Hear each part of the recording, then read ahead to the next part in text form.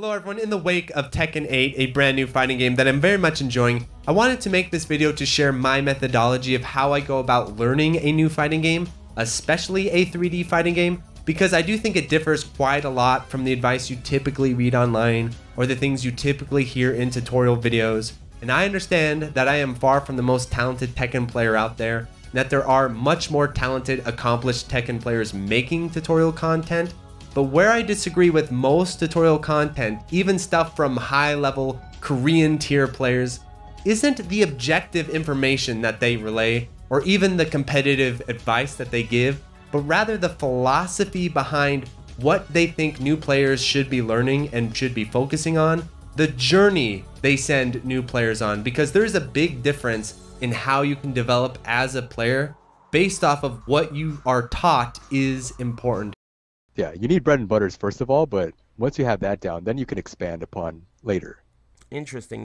And unfortunately, right now, I think most tutorial videos for fighting games create what I like to call the scrub Sandtrap, where what you do is you're taught just enough to kind of understand the basic functions of the game, and you're kind of given a little bit of advice on how to figure out bread and butters and little mix-ups, and then you're sent off to play online matches against other scrubs where you guys start to develop this play style that only works against other ignorant players, the scrub Sandtrap. We all are familiar with this. Whenever you go into lower ranked Tekken, it's like a completely different game than higher ranked Tekken, because it actually is. What lower tier players typically go for are like these big mix-ups, high commitment moves, mostly linear movement. You know, they're playing a totally different game than the game that the top level players are playing. And unfortunately, most tutorial content is much better at getting you to understand how to be a scrub versus how to be a high tier player. You'll go through and it'll teach you the basics, like the Wikipedia style stuff of, okay, this is a high, this is a mid, this is a low, this is a sidestep, and this is how you execute them. This is kind of what they do. Good luck. And as you get better at the game, then you'll start to understand what these actually mean. And even if you get like a technical breakdown of like, okay, so a high, you block standing but duck under. A mid, you block standing but will hit you if you duck. A low, you have to block while ducking. There you go. So there's a little bit more technical information, but what tutorials don't do is they don't weave together the bigger picture. They don't teach you how to see the game, how to analyze what you are seeing on screen. Like, what is the relationship between a sidestep and a high? What is the relationship between a sidestep and a low, or a sidestep and a mid? What's the relationship with a Korean backdash in a mid? Is there a relationship? Why is the Korean backdash good in the first place? You can't just Korean backdash and win. It is a fundamental ingredient to the cake, to the recipe. It's like flour for a cake, but it takes more than flour to make the cake, right? But you don't get told what the other ingredients are and how they combine together. And so that is the goal of today's video. I'm trying not to make it too technical. I'm trying to make it more of the philosophy of how to see the games, how to understand the games, and I don't want it to just be Tekken that you could apply this philosophy to. I know I've also applied it to Virtua Fighter and King of Fighters and all the other fighting games that I tried to learn. So let's begin by talking about what is the first thing you do as a player to a new game. Like, you're coming to Tekken 8 for the first time. What is the very first thing you do? Yeah, you need bread and butters first of all, but once you have that down, then you can expand upon later. Interesting. Often people will say, well, you go into training mode and you learn your bread and butters. You know, you learn your basics of what your combos are, what your strings are, and then you learn these things, and then you go online and you play against other scrubs and just swing wildly, try to get a launcher, and then you learn the combo, so you got the launcher, now do the combo, right? You figured that part out. And that's often what you see with lower ranked Tekken players is they don't know when to sidestep. They don't know when to duck. They don't know when to backdash, but you can bet they know how to do a 15 hit combo. They know that. They don't know anything else, but they do know that. I think this is not what you want to do. This is what creates what I call the scrub Sandtrap.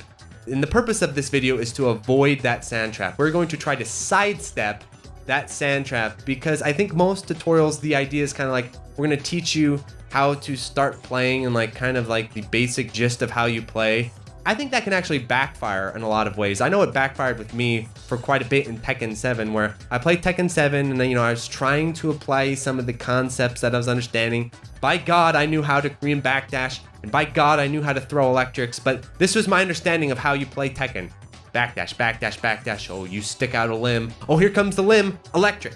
And I got pretty good at doing that. And so I was playing against other scrubs, guys throwing out limbs and swings and hop kicks, and I got pretty good at sticking my electric out, catching it, and doing the combo on it. One day I go throw electric, the guy ducks it. I'm like, what the duck? You can't just duck my electric. So I'm like, I know what to do about this. I'm gonna do a demon's paw, because I learned, a demon paw is mid, right?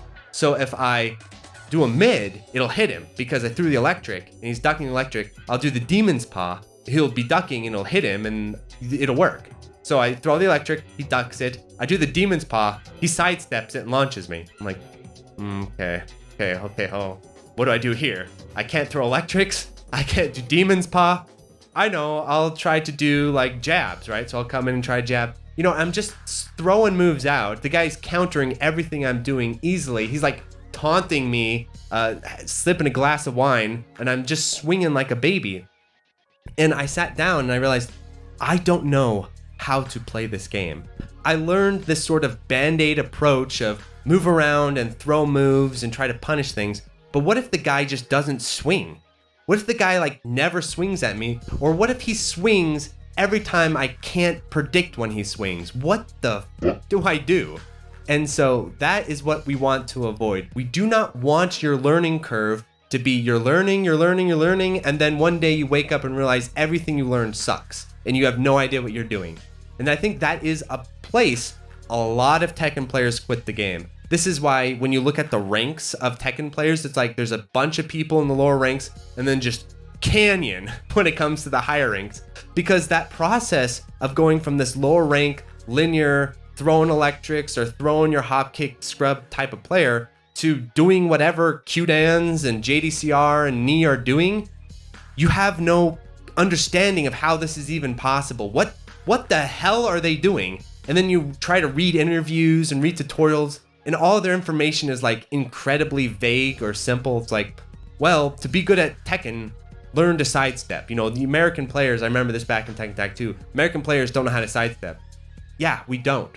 When? And this is often something you see in tutorial videos. They'll have the sidestepping section, and the section will say, press up to sidestep, press down to sidestep, hold it and you'll do a side walk. Hold it down and you'll do a side walk the other direction. And you better watch out because some moves come from the left, some moves come from the right, and you need to know which direction they're coming from to sidestep them effectively. You hear this and you think, okay, so in order to sidestep, I need to literally memorize every move in the game and then become Nostradamus and know when they're gonna throw the move. Even if you start to learn, oh, okay, you sidestep electrics this direction, or you sidestep death fist this direction, or running to this direction. So you understand, okay, this is how sidestep works. You understand this is where you sidestep, but when, how, why? These questions are never really answered very often. And when they're answered, it's kind of like, you'll just know. Someday when you're good, you'll just know. Because I think a lot of players don't have a formal understanding of how this works. And so I'm going to try my best to put this whole picture together for you. So let's start at the beginning. You fire up Tekken, you've got Tekken. What's the first thing that you do? Do not go into training mode and practice combo. I think this is just a band-aid for something you need to be focusing on later. Combos, I think, should be learned later. Once you know how to get the launcher consistently, you can know when to hit that electric safely and consistently, then learn to do your combo.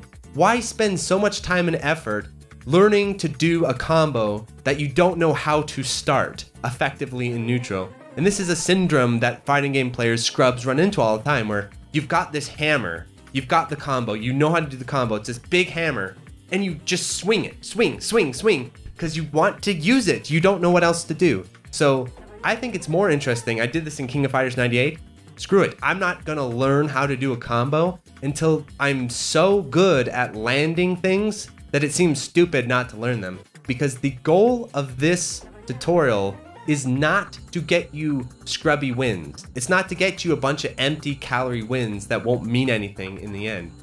The goal is to teach you how to play the game, how to play the game safely and consistently. And so that as you improve, it's this nice incremental upward curve. And there is a trade-off to this, which I'll warn you about right away, which is at first, you're going to lose a lot more matches than the other methods.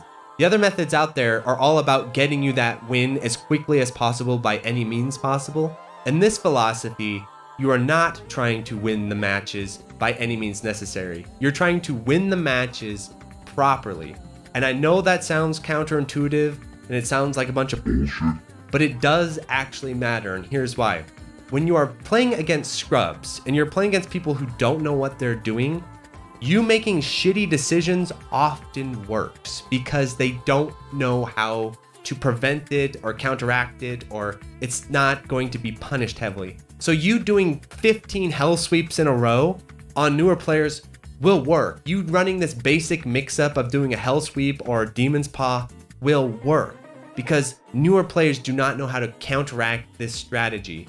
But a skilled player not only knows how to counteract this strategy, they know how to obliterate you for even trying it. And what are you gonna do? You have no other ideas. And so what we wanna do here is we want to learn the incremental process and properly win from the beginning, from the very start. Front load your losses against people who suck. Because even if you have to hit a guy with 15 well thought out, well placed strikes versus hitting the guy with 30 shitty strikes and then one big winner, you're actually going to get better in the long run, hitting people with smart, simple strikes that build up over time. And then as you get better, you will naturally improve. You'll naturally feel the improvement. This happened to me with a lot of my punishes where I'd hit a punish and I'd just do a very simple punish.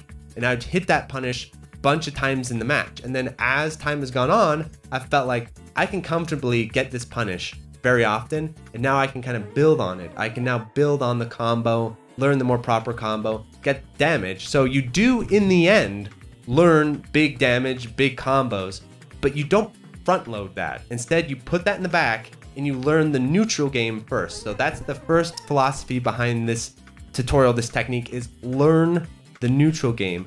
Learn to be safe in the neutral game. That's step one. So how are you safe in the neutral game? How do you know if you're playing a good neutral game, especially in a 3D fighter? There's two concepts you can always be thinking about in filtering your choices through. The first concept is position advantage. A lot of 2D fighters will be familiar with this concept, especially like Street Fighter, where there's those walls at the end of the screen. So if you push the player into the wall, that's position advantage because they can't retreat, and a lot of move properties change when their back's on the wall. Like the pushback becomes less of a punish because you're not pushed back, right? So moves become inherently stronger. They can't retreat from things. You can trap them and do all kinds of nasty stuff to them at the wall.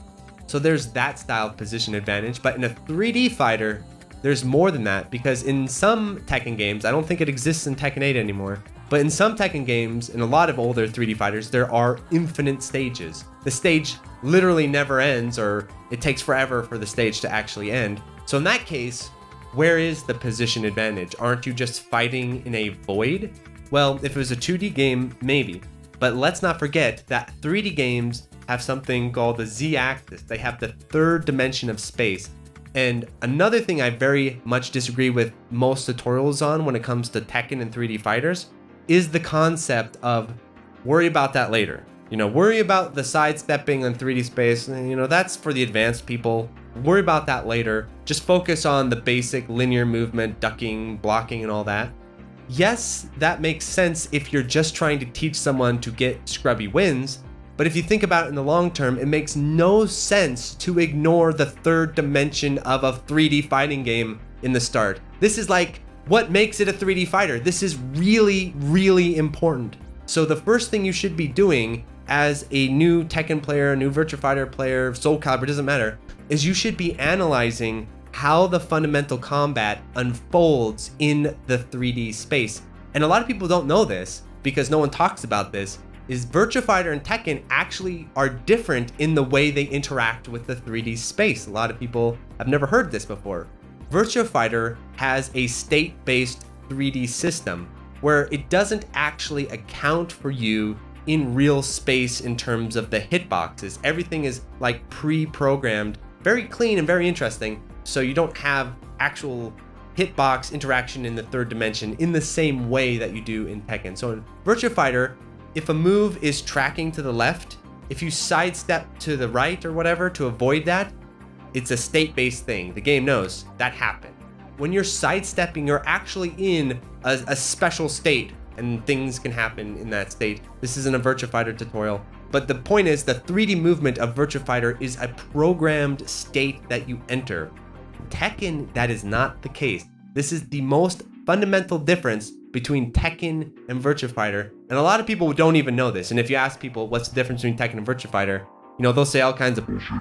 But the fundamental difference between these two games is Tekken uses real hitbox interaction in the 3D space. So you can actually literally move around the hitboxes.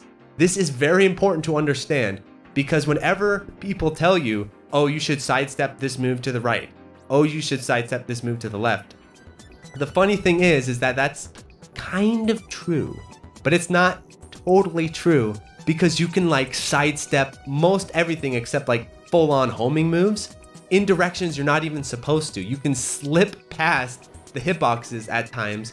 And actually with a lot of moves, if your sidestepping and sidewalking is really crisp, you can get around things that you probably shouldn't get around.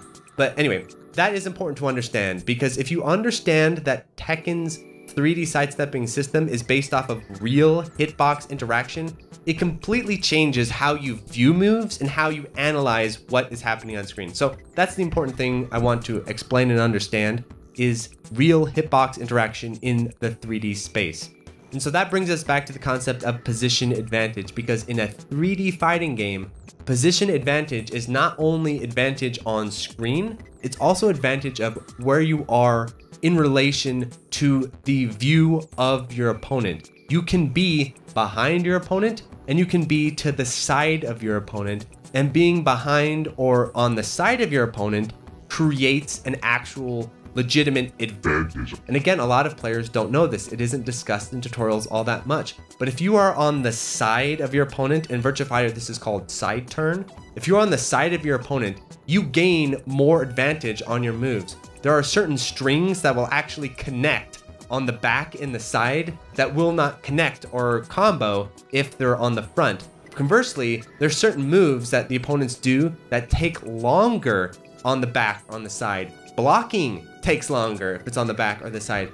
And so what you're doing when the game says fight is you are trying to establish position advantage, either in terms of where they are on stage or where they are in terms of facing you with the camera. Standing at your opponent's side, however, not only takes options away from your opponent, but it gives you benefits too. Normal hits to the side of your opponent grant between 2 and 6 additional frames of advantage, with side counters also dealing an additional 50% damage. You can also side throw the opponent, and their attacks and guards take an additional 3 frames to come out, to account for them having to reposition themselves. And this is where a lot of people get lost with the sidestepping system of Tekken, because the way it's described is often like you press up and you sidestep that jab, but there's way more to it. And in fact, trying to sidestep individual moves in Tekken is kind of, and it's why a lot of players say don't even worry about it, and this is why a lot of players don't even bother sidestepping, is because they think the purpose of sidestepping is to like counter a jab or to counter, you know, a demon's paw. I mean, yes, countering a jab and demon's paw with sidestep is good, but that's not what you're trying to do with the sidestep. What you're trying to do is you're trying to get to their vulnerable sides. And the way the sidestepping system works in Tekken is the more they commit to their string, the more they become off axis. This is how you're able to get around the back of people at times, or the way you can get to the side of them sometimes. And this is why if someone is starting to step you, don't keep swinging. So there is dumb bullshit in Tekken where you will retrack in a string. You've got to watch out for this. So what will happen is the guys like off axis and string, and in Virtua Fighter, they'll just keep going off axis. But in Tekken, Harada feels bad for scrubs who just swing, so he's like, well, let's just retrack them. So there's certain strings where you need to watch out for. They will go off axis and then retrack onto you. But if you understand what's happening, you can combat this a bit. So the way it works is usually you have to catch them before they retrack. And the way tracking works, and this is going to be really helpful to understand, is the later you step into a move's activation, the more it goes off axis. So you don't want to step moves before they come out because they will retrack onto you. That's not good. You want to step moves as they are coming out, because as a move is coming out, its startup frames, its tracking is set. So a jab, for example, if you're going for a jab, if you step right as the jab is coming out of activation, you will get around it. But if you step right as the jab begins activation, it'll hit you. So this is what you're trying to do with your stepping, is you're trying to understand you want to step out of the startup frames, not before them. So this is why a lot of top players don't advise you just randomly start sidestepping all the time, because in a neutral situation, if you're just sidestepping constantly, the tracking will realign. But what does this mean? Does this mean you should go back and forth all the time? No. So this is why I want to bring in the side walking and sidestepping and realigning concept.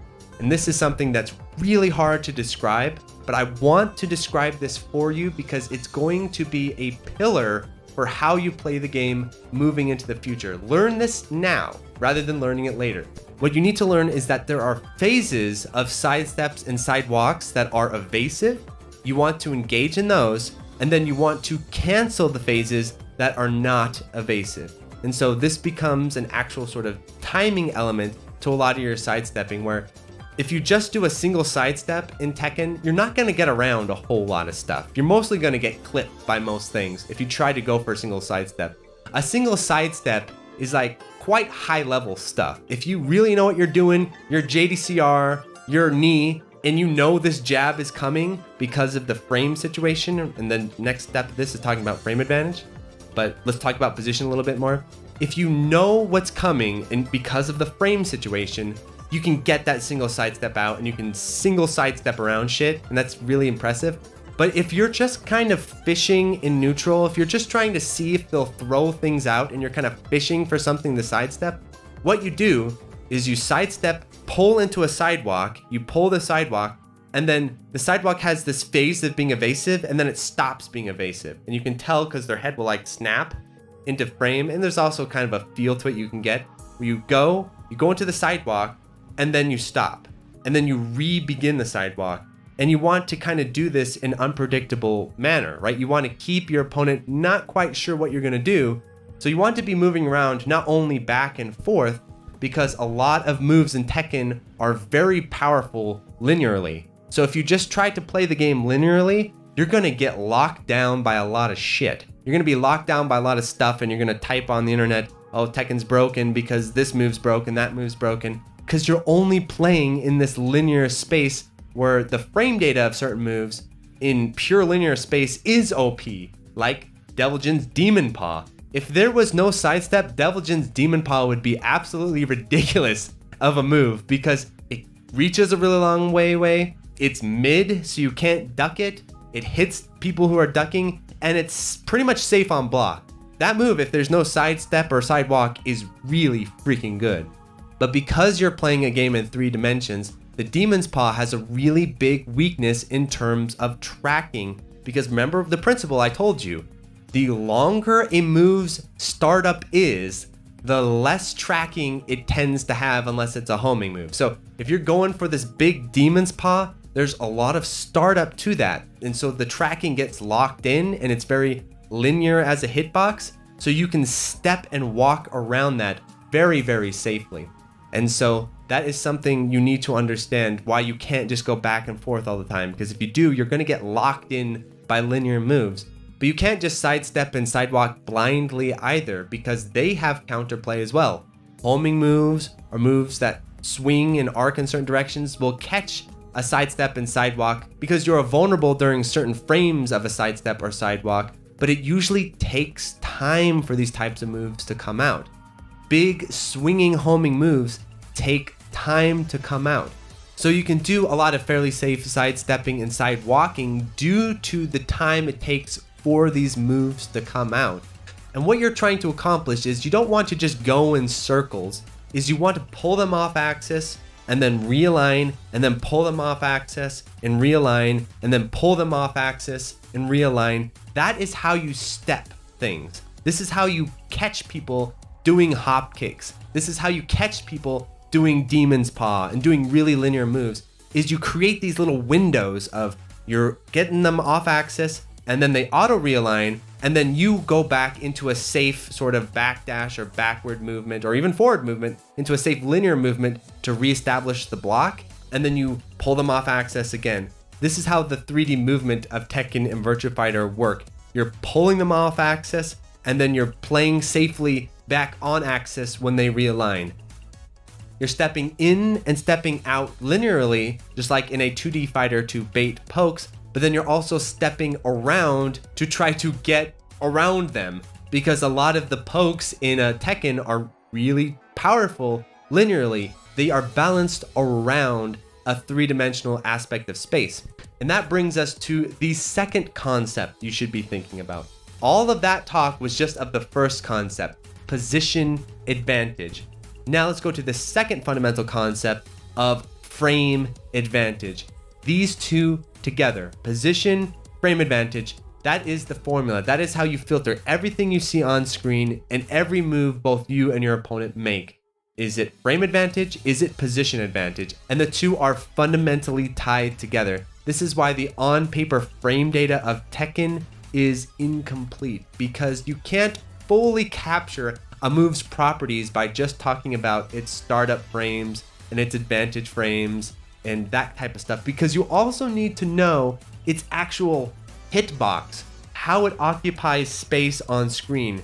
That matters a lot, and that isn't exactly communicated in frame data tables all that often. But anyway, let's talk about frame advantage. What you should be doing when you're first learning a game and first learning a character is you should be going and finding high-level replays of people playing the character you want to play. They don't have to be Q-dans or world champions, but they do have to be high level to a certain degree. And what you should be doing is you should be watching their gameplay, and you should be watching for what moves are they using in neutral. Not what moves they are using to do combos and combo filler. That comes later. Step one, what is the fundamental basis of the character? What moves are they using to open up opponents, and what moves are they using to defend themselves in neutral?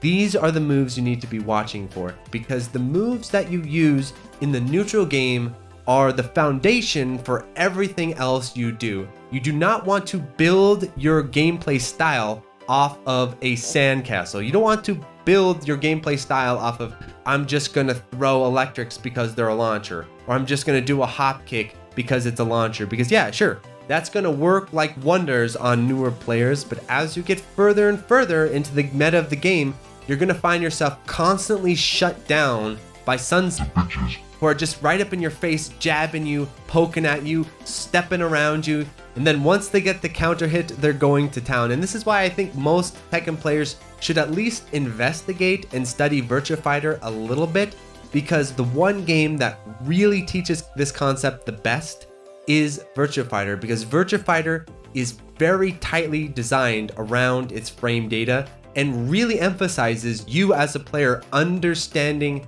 how to capitalize on frame advantage. And once you understand the fuller picture of frame advantage, you will see everything in a brand new light.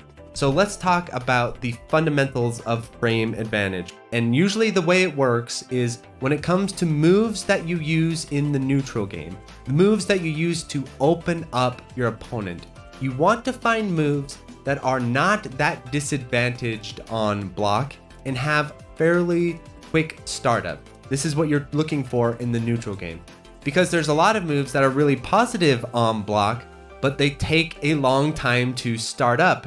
And remember, if a move takes a long time to start up, unless it's a homing move, that means it's easier to step and it's also easier to interrupt. So in the neutral game, when you're right up outside of each other's range, do not play at the range of a big swinging move. This is a big mistake Tekken players made for a long time, and I made for a long time, which is I always tried to play at like the stepping range of a demon's paw. I played way too far out there.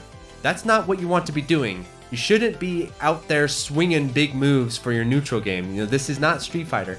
What you should be doing is you should be playing out of range of like a jab or a quick poke or like a grab. You should be playing, at least with Devil Jin, you know, might change a little bit from character to character, but fundamentally, you want to be playing just outside the range of your quick moves that come out that also are pretty positive on block.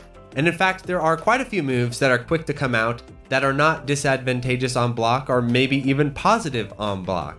That sounds OP, right? A move that comes out really fast that is also advantageous on block or nearly advantageous on block, that's broken. Except that move is something called a high, which means that the move has a vulnerability to being ducked. I wanted to introduce the type of attack off of the frame data rather than introducing the type of attack based off, you know, just talking about the types of attack. So going back to the frame data, high moves are really good in neutral up close in terms of their on paper frame data because they're fast to come out usually, and they're usually not that disadvantageous on block. Their weakness, of course, is ducking and in some cases sidestepping. So on paper, as you go through and you read the frame data for moves, you'll find the on paper frame data for high moves typically is the best or among the best, but because of the move properties, they have these built-in weaknesses. That brings us to the second move type in relation to frame data, which are mids. Now Tekken, unlike Virtua Fighter, is a very mid-heavy game. Tekken is all about the mids. This is why in a lot of tutorials they'll say, oh, in Tekken you do standing block instead of crouching block. That's kind of true, like in a sense, because Tekken is full of really powerful mids that are all over the damn place. And one of the bread and butters of people, even myself, that they learn right away is use mids. Mids are good. Think of Heihachi. He's just the mid machine, throwing mids all day, every day. And on paper, mids do have a lot of strengths when you look at the frame data, where mids, yes, they take longer to come out than a high typically, but they don't take like a super long time to come out. So they still come out within a reasonable amount of time.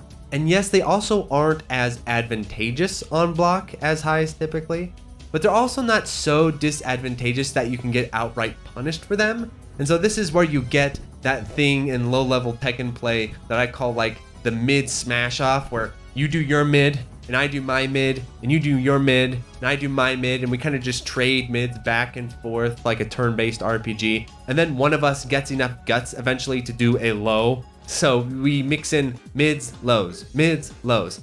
And when you're first learning the game, because no one talks about this, it feels like, how do you deal with this? How do you get out of this mid trading back and forth, mid-low mix-up thing that most lower ranked Tekken players depend upon to get their wins? Well, let's go back to the concept of frame advantage, remember? Because let's not forget that even though you can't jab punish a mid, and maybe you can't throw punish a mid if they know how to throw break, what you can do is if they're at, let's say, -6, is you can start applying position advantage. You can start applying your own frame advantage. And this is the beauty of a 3D fighter, where even though you technically cannot get the punish in terms of hitting them outright, you can still punish them through frame disadvantage. So let's say you do a demon's paw, you're at frame disadvantage to me. What can I do?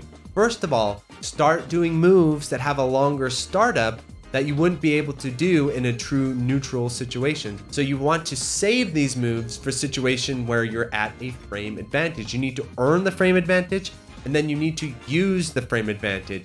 So rather than always going for the big mix-up of here comes the hell sweep, here's the 50-50, instead start to use moves that take advantage of their disadvantage and press your advantage forward. And in doing that, you create a lot of mix-up scenarios that are in your favor, where even if they block it, you're not really losing all that much. You may be even relatively safe, even if they block it. And you can start to press that advantage into mix-ups, maybe catch them in some frame traps, maybe catch them in some counter hit. But rather than always going for these big, high commitment, I win or I lose scenarios where playing the odds are not always going to come up in your favor, especially if they start to read your tendencies. Instead, you want to be less predictable, more incremental, building up knowledge over time. And then the funny thing is as you beat down your opponent, pressing the frame advantage, mitigating your own frame disadvantage as much as possible, you really start to create a division of outcomes where you're winning 8 out of the 10 encounters. And that builds up on itself much more reliably and consistently than big swing, 50-50, 50-50 roll the dice stuff, which a lot of newer players get into that play style. And then once you know, especially a lot of option selects and higher strategies to deal with these big commitment moves, you're just out of luck. You got nowhere to go. So these are the 2 things you really want to keep in mind, and they will be your guide towards more fundamental style of play. So instead of sitting down and learning how to do your 33 hit heat combo, or learning how to do your cute little mix-ups and frame traps and everything with your big swinging moves, instead, right from the start, you should be researching, taking note of what moves they're using in neutral, why, in what context, and then researching the frame data of these moves. This is why it is absolutely ridiculous that up until Tekken 7, Namco did not have frame data in their games and you had to buy the frame data. It's the dumbest shit ever. But anyway, so understanding your moves that you use in neutral, and then understanding the properties and trade-offs of these moves, and you can filter these properties through how long does it take to start up? How much frame disadvantage does the move have? What does the hitbox look like? What is the tracking of the move like? How do you access the move? And then how much pushback does the move have? All of these properties can be filtered into how you analyze moves, when you use them, what context you use them, what the risk reward is. And I would say the kind of guiding philosophy behind this is you want to always be pushing the frame advantage in your favor. Instead of going for the big punish, go for the frame advantage. Build off of that concept and the damage will follow. The combos will follow. And so what this is going to look like when you first start playing Tekken, because Tekken is a very chaotic game with a lot of free swinging big old moves, is at first you're going to be pulverized by a bunch of random bullshit that you're not expecting, because all the other players when they first start playing are going to focus on their little 50-50 mix-ups and big swings, big damage, heat combos, wake up rage arts. They're going to focus on all that stuff. Meanwhile, you're a little point Dexter who's going to have his glasses on, and you're going to be reading all the frame data of the moves and calculating the property of the moves and trying to understand the tracking of if you step left, if you step right. But in that process, you are going to learn a lot more, and you're going to have much more meaning, and you're going to find that over time, the players that you play against are going to become more and more predictable and more standard. The first time you play against the dude and he's got his little unga bunga mix-ups, it's going to be really frustrating and it's going to be really obnoxious, and he's going to think he's way better than you and he's the greatest Tekken player of all time. But just let all that go. You're a student of the game, and what you're going to happen is you're going to front load all the dumb, frustrating bullshit of losing, but through that process, you're going to grow much more steadily, and you're going to avoid the sand pit, and you're going to avoid that bottoming out experience that a lot of newer Tekken players or a lot of other Tekken players have out there, where they just have their set play, and then once they don't have that, they have no idea what else to do. Because if you're applying a fundamental pressure where every single button they hit has a consequence and they have to account for that consequence, it's going to continue to pull you away from your peers. So it's a slow ramp up, but once you get on that ramp, you're just going to bypass a lot of other people, and you're going to like the game. You're going to have fun with the game. It is more fun to play Tekken in a fundamental style than to play it like a scrub. It feels good at first to play like a scrub, but over time, it gets boring anyway. So you hit them with the same mix-up 15 different times. You have your same little setups 15 different times. You're just doing the same thing over and over.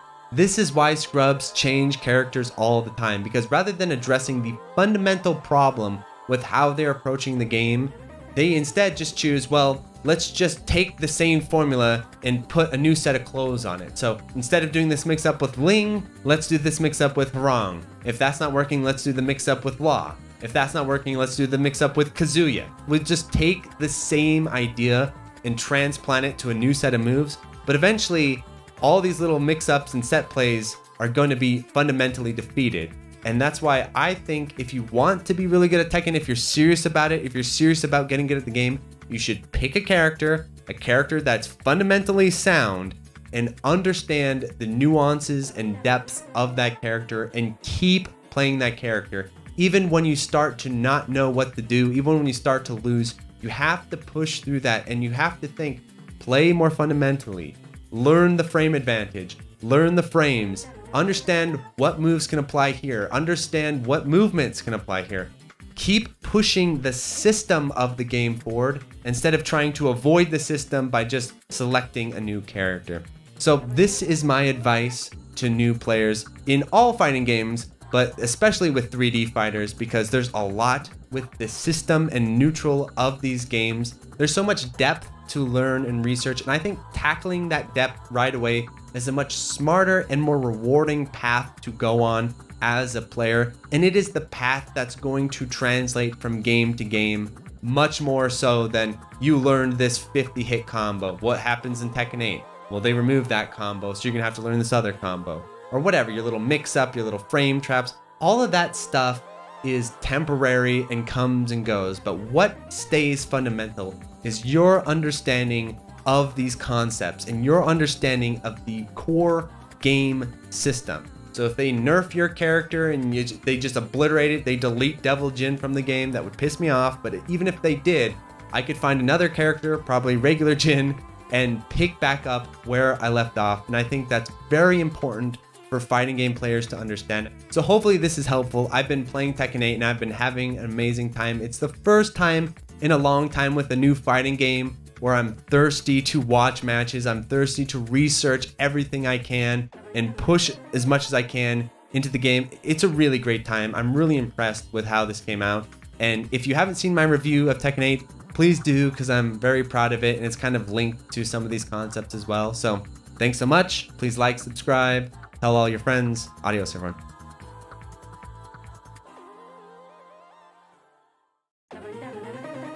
So thank you to the $5 patrons, 100, Accepting Panda, Admiral Coconut, Anhold, Alexander Pfeiffer, Anthony A, Arcade Hell, Arrow Viper, Auto-Named, Beam Pit, Bo, Ben, Beetle Dames, Bog Hog, Borgie22, Chase Palumbo, Chris Yusufovich, Chronic Burnout 3, Clara Cliff, Climby Coyote, Coast, Coconut Crab, Color Boy, Cooksand666, Cook Some Soup, Krusty Boy, Des Audio, Dan Chi, Darren Griffin, Dave Hansen, David Crespo, Delta Tango 6, Dick Jones, Dingo, Disco Stas Leia, DJ420, Praise It, Dr. Bosky, Elias Alonso, Evan Serafit, Fabra, FCK, F Deluxe, Friskin, Frames Per Human, Francisco, Full Set, Game Boy Guru, Peace Machine, GPM, Gustavo Sanchez, Hausu, Jake Ryan, Jacob Valenzuela, JLab, JB RPG, Jink Hans, John Kelly, John Longwalker, K Horse, K2, Contain, Praise the Boys, Last of 7, Low Casting, Mieshpa, Blaze, Mars Bar, Matt O'Leary, Maz, Megadeth 859, Minung, Monroe, Nathaniel Davis, Neon Dagger Games, Okla Googles, Ospi, Pedro Perez, Psycho Blizzard, Queen Charlene, Ralph Trujillo, Raul VP, Real Skeen, Ren Halt's Time, Retro Schmupper, Rory Starks, Rolf015, Ryan Bartlett, Scanline City, Shazzy, Shmup Junkie, Sarah Pong, Spiders STG, Steady AI, Steve Fiction, Street Magic, Superfunk, Taze Ryu, The Boot Rex, The Dirty Screech, The N1, The Old Bensta, Tahoe Rizardi, Sugumo, 2YU, Twilight EX, Unikoi Roots, Ursula, Ushimushi, Vic Viper, Beautiful, Wabby Legs, Zachary Patton, and Zeal.